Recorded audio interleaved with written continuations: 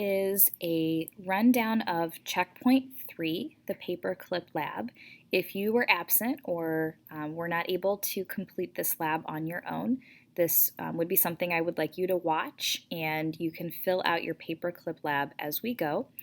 You will need some materials to conduct your own lab. So you will need 3 small paper clips, 4 pieces of tissue paper, about 3 inches square. They can be a little bigger or a little smaller. A small bowl of water, about like a cereal bowl size would work, and a pencil with an eraser on the end. So the first step is going to be our pre-lab, which is at the top here. So first, I'd like you to grab your small bowl with water, and we're going to be testing out some paper clips. So I'm going to switch over to my demo, and we're going to go through the pre-lab part together. So we're going to answer these 3 questions that you see at the top during our pre-lab. All right, we're going to do the pre-lab demonstration. So if you have your bowl of water, like I do right here, you're going to take one of your paper clips, and we're just going to drop it in the water. All right, and so on your pre-lab sheet, you're going to want to record what happened to that paper clip. Did it sink or did it float? I'm going to take my paper clip out, dry it off. And now we're going to try something a little bit different. So you're going to take one of your pieces of tissue paper, and you're going to gently lay it on the surface of the water. It should float. And then you're going to take a dry paper clip, and you're going to gently set it on top of the tissue paper. It should be floating on top of the tissue paper at this point. Then you're going to take your pencil with the eraser, and you're going to gently push down on the sides and the edges of the tissue paper. You want to make sure you don't touch the paper clip. You just want to touch the tissue paper. And that tissue paper is going to start to sink to the bottom of the bowl. And the trick is to push it down to the bottom so that it sinks all the way down there and leaves your paper clip floating. So in your pre-lab, you'll want to say, if it worked for you that it floated, it may not have. You might have to practice your technique. So I want you to record what happened to your paper clip this time with the tissue paper. Did it sink or did it float? Into the lab report. This is a similar lab report that we will be using throughout the year. And I've put some extra little hints in there as well for this time. So the first thing we're going to come up with is a title. So we want our title to be short, but describes what we're doing in the lab. You would not, for instance, want to just call it lab report, because that doesn't really tell us what this lab is about. So based on what you already know, what you've done in the pre-lab, you can come up with your own title. I'm going to give it a title that makes sense to me, so I'm going to call it Paperclip Floating Lab. So you can use that if you want, or you can come up with your own title as well. Next up is our problem. That's the question we're trying to answer. And the question for this lab is, how many paper clips can the surface of the water support? So we saw in the pre-lab that you can float a paper clip on top of the water in certain circumstances. So we want to see how many paper clips. If we had 2 that we added to the bowl, would 2 float? Would 3 float? So that's what we're going to investigate. The next portion is the research portion. And if you look here in this box, there are 2 links. Each link has some fill in the blanks right below it. So I would like you to click on the first link, read the first couple of sentences, and then fill this blank in with the correct information. Once you've done that, you'll click on the second link, read through the first paragraph or so, and use that to fill in the blanks in this fill-in. Once you've done that, you can continue on, so you might want to pause this video until you've completed the research portion.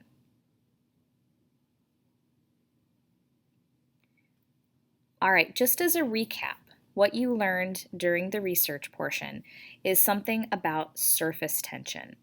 So all things are made up of atoms, and when atoms bond together, they make molecules. And molecules can actually stick together a little bit and can sometimes support weight, and that is called surface tension. So a liquid like water can sometimes have strong enough bonds between the molecules that the surface can actually hold a certain amount of weight. Think of it like you're raking the leaves and you have a heavy tarp and you rake the leaves into that tarp and you lift the tarp up. That tarp is able to hold a lot of leaves. There's a lot of surface tension. If you used a really thin piece of fabric, it may not hold up all of the leaves. That would be like having less surface tension. So the more surface tension, the stronger the bonds are between the molecules and the more weight that that liquid can hold up. Let's scroll down to the hypothesis. So we're going to come up with our prediction. And remember, our question is, how many paper clips can the surface of the water support? If we add more paper clips, will more float? We want to put this in an if-then format. So if we add more paper clips, then you'll make your prediction. So do you think they will float or do you think they will sink? Next up are our variables. So the independent variable, that's what we're testing. That's what we are choosing to change each time we run the trial. So in this experiment, we're going to be adding paper clips to our bowl of water. So that's the thing we're choosing to change. We're going to be adding more paper clips into our bowl. So that's going to be our independent variable. So the number of paper clips in the bowl. The dependent variable is what we're measuring or what's changing as a result of the independent. So our question is asking, if we add more paper clips, then what happens to them? Are they going to float or are they going to sink? That's what we're measuring, whether they float or whether they sink. So our dependent variable is the number of paper clips that float. All right, and then our controlled variable, these would be things we keep the same every time we run our trial. So as we do a new trial and we add an additional paper clip, we have to keep everything else the same. So for example, we would want to use the same size of paper clips. Each time we add a paper clip, it should be the same size as the ones before. Another example would be how many pieces of tissue paper we use. You wouldn't want to use one piece the first time and two pieces the second time. You'd want to remain consistent. So if you have a different controlled variable you want to add, you certainly can, but all you need to have is one. The safety precautions, mostly just keep your computer and electronics away from the water, so you don't need to add anything there. And the procedure is on your document here. I'm going to be demonstrating that in a few minutes. So you're welcome to read through the procedure, but you can also follow along with my demonstration. If you scroll down some more, here's your data and observations chart. So for each paper clip that we add to the bowl, that's going to be represented in our first column, we're going to be recording how many of them float. So in the right-hand column, you're going to be recording how many paper clips float. So now I'm going to move on to my demonstration and we're going to do the lab together. I would like you to follow along at home so that you can try this out as well.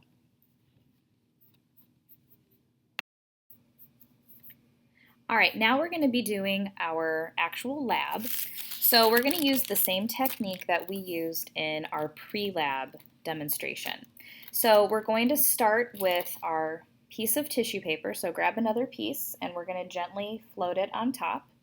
And we're going to repeat basically what we did at the beginning in our demonstration. So we're going to take one paper clip, float it on top, and we're going to do that same technique where you use the eraser to push down the sides of the tissue paper. Our goal is to get the tissue paper to sink all the way to the bottom. Don't touch the paper clip. All right, so there I've got mine. I pulled it out. And my paper clip is floating. So in my data table, I'm going to record that for one paper clip added to the bowl, one paper clip floated. So if you're doing this with your materials, you should record if yours floated or if it sank. It's okay if it sank. That's just what happened. For our next trial, I'm going to float another piece of tissue paper. And this time, I'm going to float 2 paper clips. You want to make sure they're nice and dry. So if you've been using them already, they might need to get dried off.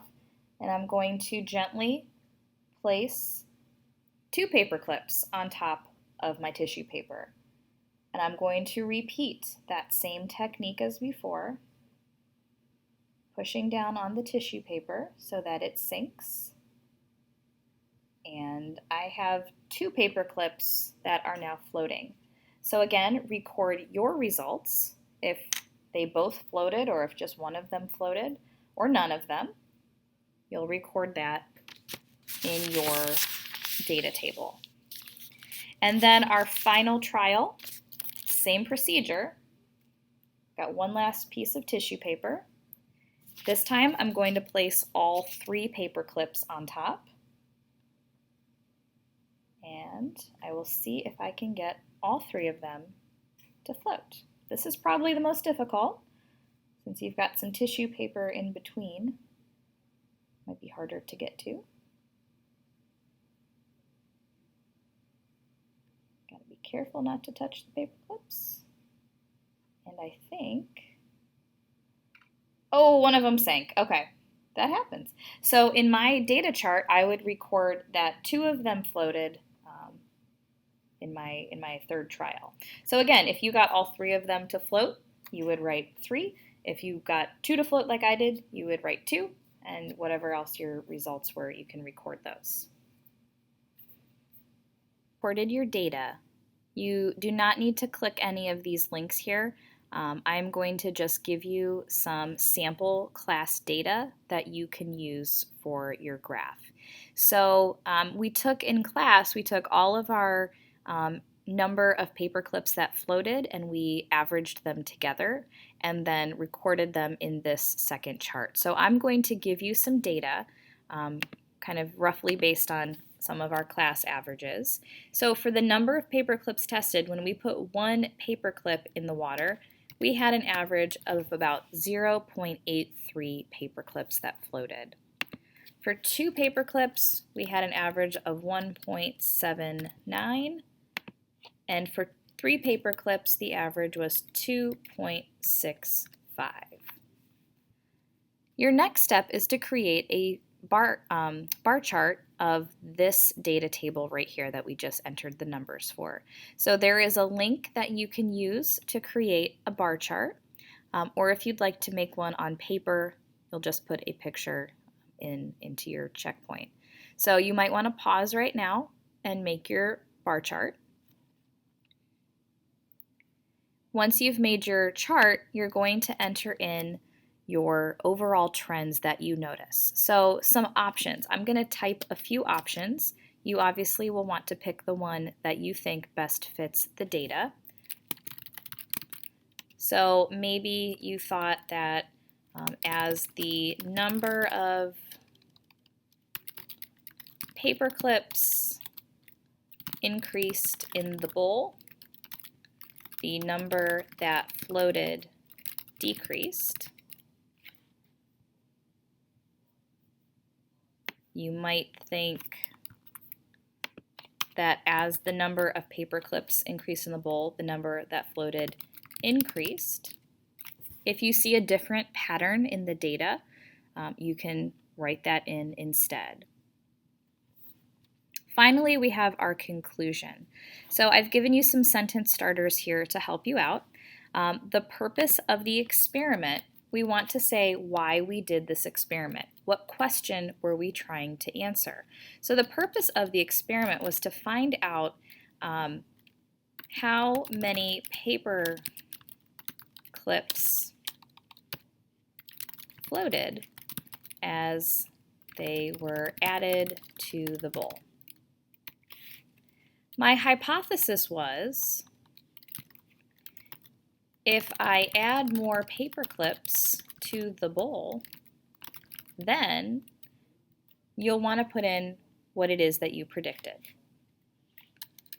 My data shows that you're going to be restating what you had observed up here from your graph. So my data shows that as the number of paper clips increased in the bowl, the number that floated, and then you can fill in whichever one you observed happening. For the second part of that about your data is my hypothesis was or was not supported by the data. So let's pretend that I was not very accurate in my hypothesis. I'm going to delete part of that sentence so that it repeats my hypothesis was not supported by the data.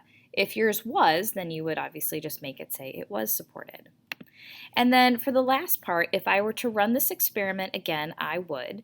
And here's where you want to pick something to change for the next time.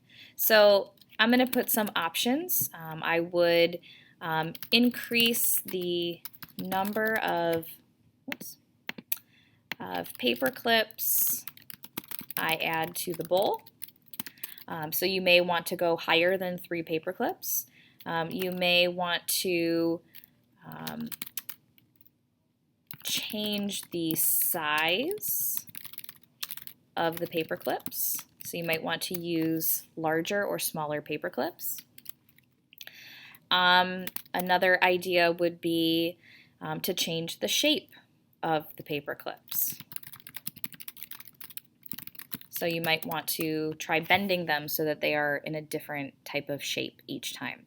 So you only need to pick one thing to change, but those are a few different ideas. Once you've finished your conclusion and you've got all the other parts of the lab done, go ahead and click Submit. If you have questions, you didn't understand something, or you need help, please email me and I will be happy to help you on that. Thanks so much for watching. I hope you learned some new science stuff.